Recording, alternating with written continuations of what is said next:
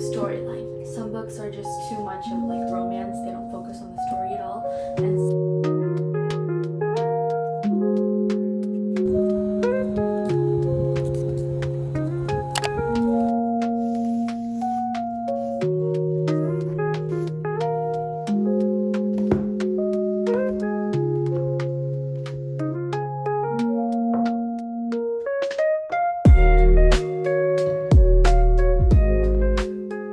welcome back to my channel. If you're new here, hi, my name is Anjana Praveen Kumar and I create videos focused on productivity, lifestyle, and entertainment. Today's vlog, we're going to be doing a reading vlog for 24 hours. Most of these books have been on my TBR list for about 2.5 years. 3 of the books that I'm doing in my vlog today are coming from the online Instagram poll that I did with my followers, and they helped me choose these books. So I'm going to be reading These Violent Delights by Chloe Gong, People We Meet on Vacation by Emily Henry, The Hating Game by Sally Thorne, and finally a book that I decided to add to the list last minute in case I need to, The Haunting by Natasha Preston. First book that I'm going to be reading today is going to be People We Meet on Vacation by Emily Henry. It's a total of 361 pages, and I average about 60 pages per hour. If it's a slow book or there's just a lot of words on the page, then 40 to 50 pages. So about 6 hours is the time that it should take me to finish this book. So without further ado, let's get on with the video. Poppy and Alex, Alex and Poppy. They have nothing in common. She's a wild child, he wears khakis. She has insatiable wanderlust, he prefers to stay at home with a book. And somehow, ever since a fateful car share home from college many years ago, they are the very best of friends. For most of the year, they live far apart. She's in New York City, and he's in their small hometown. But every summer for a decade, they have taken one glorious week of a vacation together. Until 2 years ago, when they ruined everything, they haven't spoken since. Poppy has everything she should want, but she's stuck in a rut. When someone asks when she was last truly happy, she knows without a doubt that it was on that ill-fated final trip with Alex. And so she decides to convince her best friend to take one more vacation together, lay everything on the table, make it all right. Miraculously, he agrees. Now she has a week to fix everything. If only she can get around the one big truth that has always stood quietly in the middle of their seemingly perfect relationship. What could possibly go wrong?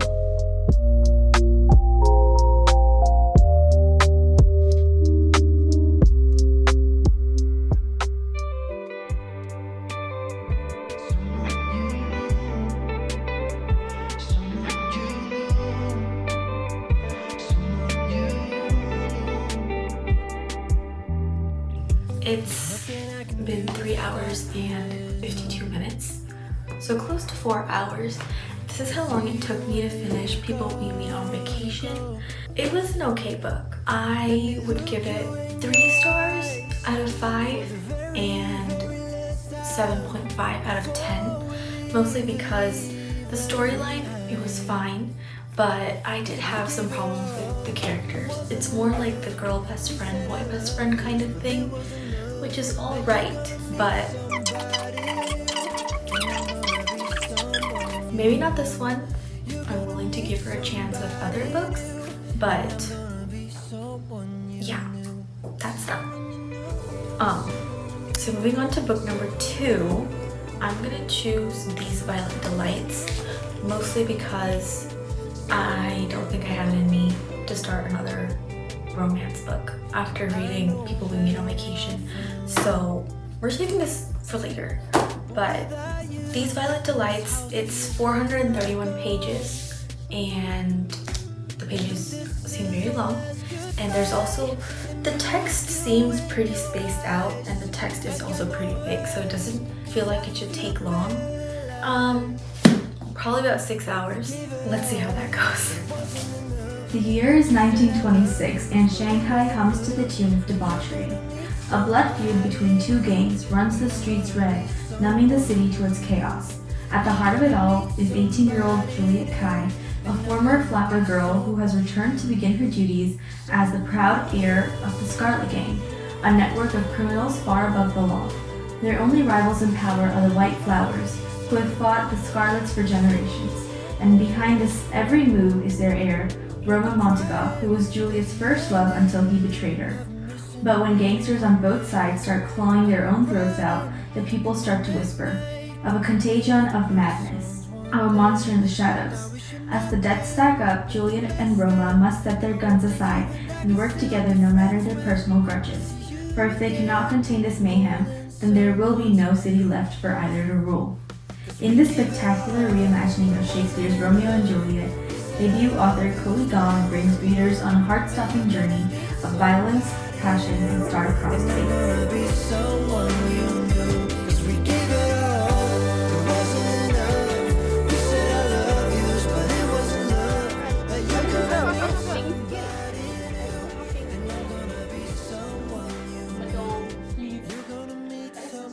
Are you enjoying? Is it good? Jojo. Do you all know a French accent? Can you all say French accent in English? French accent. Yes. Can you imitate one? Oh, mademoiselle, oui, baguette, oui.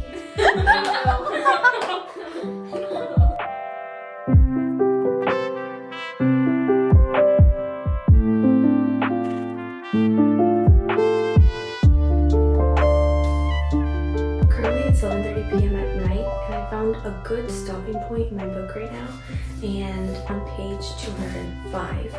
So in the last hour I read about 75 pages. It's picking up pace, it's getting really interesting now.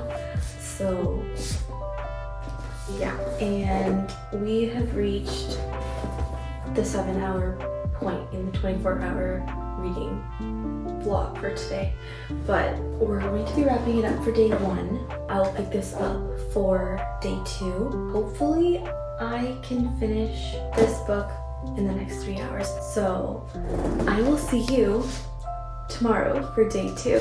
Hi everyone, welcome back to day 2 of this Reading for 24 Hours vlog. Today we're going to start off with the 7-hour mark, as I mentioned before, and we've still got 17 hours ahead of us. I'm getting a sense that it's more like lovers to enemies to lovers, because a sense of betrayal is constantly being talked about in this book. So I think I kind of understand what the betrayal was, but they haven't explicitly stated that and how it happened. So I feel like there might be a backstory coming on. I don't know. Let's see. Let's wait and watch. So I'll keep you updated.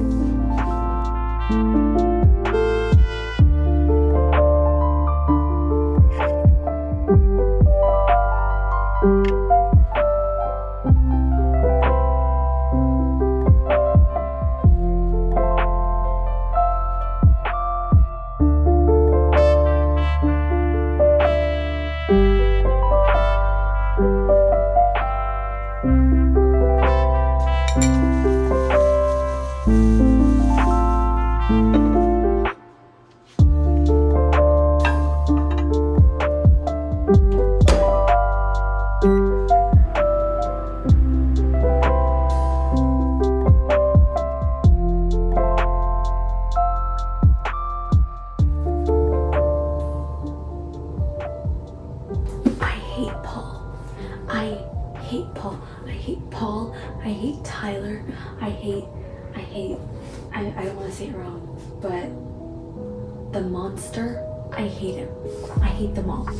Oh my god.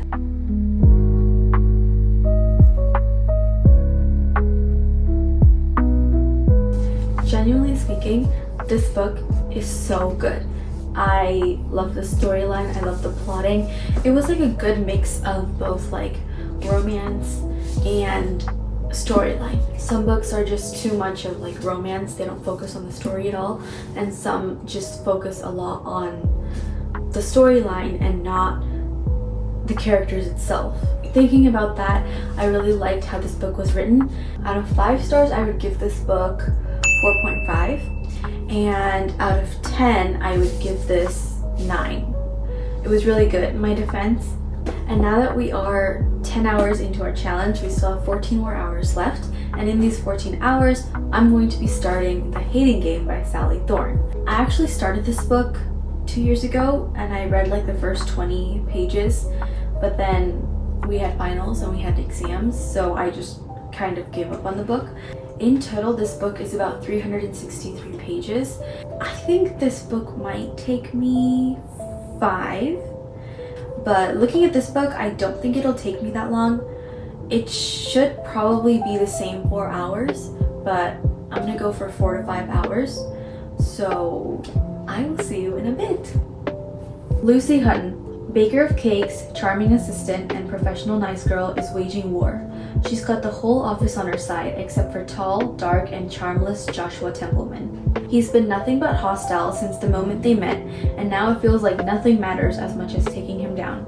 Trapped together under the fluorescent lights, they become entrenched in an addictive rivalry. There's the staring game, the mirror game, the HR game. Lucy can't let Joshua beat her at anything, especially when a huge promotion comes up for grabs. Finally, she's going to destroy the man she can't seem to get out of her office, the man she hates, the man who's taking up far too much space in her head. If Lucy wins, she'll be Joshua's boss. If she loses, she'll resign. The race is on, but the real games have only just begun.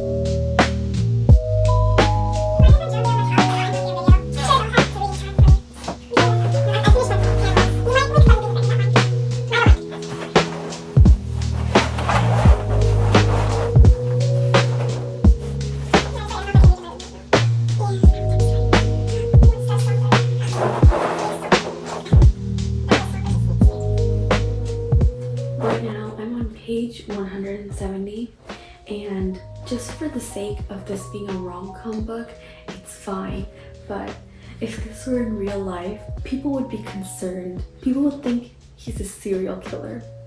Cause like, I'm sorry, like it's cute because it's a book, but it's a little bit creepy if you think about it. I mean, what do you mean? It's painted in the same color as her eyes. That's really creepy. I'm sorry, it's giving serial killer.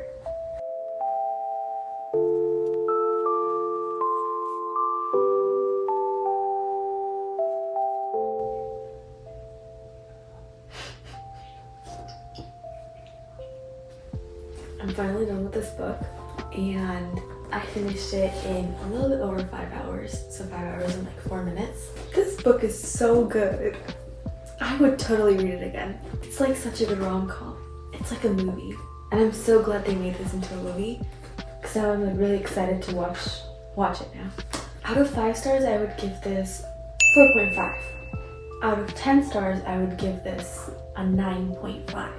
Unfortunately, because it's really close to midnight, I'm going to have to wrap up this vlog for day 2, and I'm going to continue the rest of the 9 hours of the 24-hour reading vlog tomorrow for day 3. I'm going to be reading The Haunting by Natasha Preston. This seems like a pretty thin book. There aren't page numbers. Oh, it's 370 pages in total.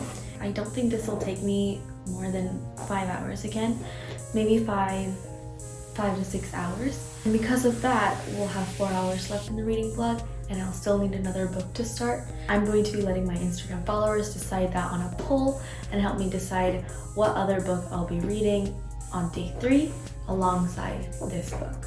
But until then, I hope y'all have a great day and a good night. Bye! Hey everyone! Welcome back to today's day 3 of the Reading for 24 Hours vlog. Today we are going to finish up this reading vlog for 24 hours. Yesterday for day 2 we ended on the 15-hour mark, and today we're going to be doing 9 more hours of the reading challenge. And for these 9 hours, the last book to do for the reading challenge is The Haunting by Natasha Preston. And a last minute book that I added to this challenge is The Love Hypothesis by Ali Hazelwood. In total, this book is 354 pages, so I think this shouldn't take me more than 5 hours. And without further ado, let's get into the video. Penny knows she must forget about her ex, Nash. Ever since his father was revealed as the brutal serial killer who traumatized their small town last Halloween, Penny's parents have forbidden her to have anything to do with Nash or his family. It's hard to not think of him, but she's trying. That stops when she goes shopping with friends for a costume. What she finds instead is ripped from a horror movie. Someone from school bleeding out on the floor of a dressing room, stabbed. People are quick to blame Nash and his sister, Grace. But as Halloween nears and the body count rises, Penny can't help thinking his copycat killer is someone no one else suspects.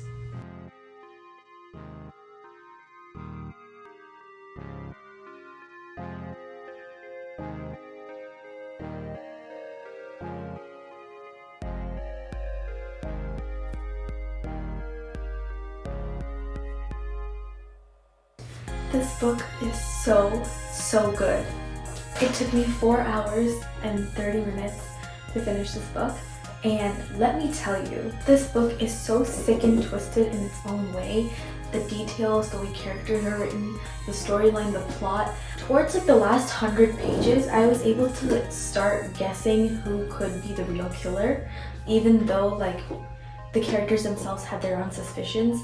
But oh my god, I really enjoyed reading this because it keeps me on the edge of my seat the entire time.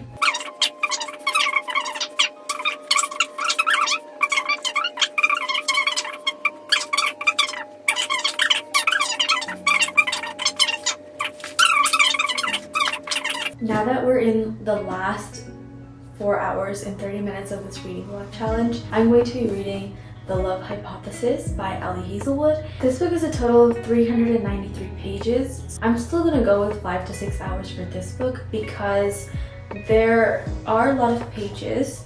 It's not too spaced up, but the font size is still manageable. It's not too small. So 5 hours minimum, 6 hours at most. It shouldn't take me that long, but I'm excited to see how it goes. As a third-year PhD candidate, Olive Smith doesn't believe in lasting romantic relationships, but her best friend does, and that's what got her into the situation. Convincing Anne that Olive is on her way to happily ever after was always going to be tough. Scientists require proof. So, like any self-respecting woman, Olive panics and kisses the first man she sees. That man is none other than Adam Carlson, a young hotshot professor and a well-known ass. Which is why Olive is positively floored when he agrees to keep her charade as a secret and be her fake boyfriend. But when a big science conference goes haywire and Adam surprises her again with his unyielding support and unyielding abs, their little experiment feels dangerously close to combustion.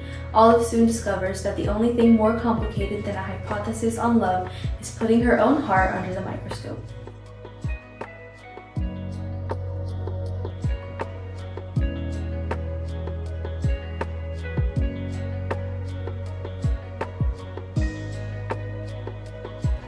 This book was actually really good.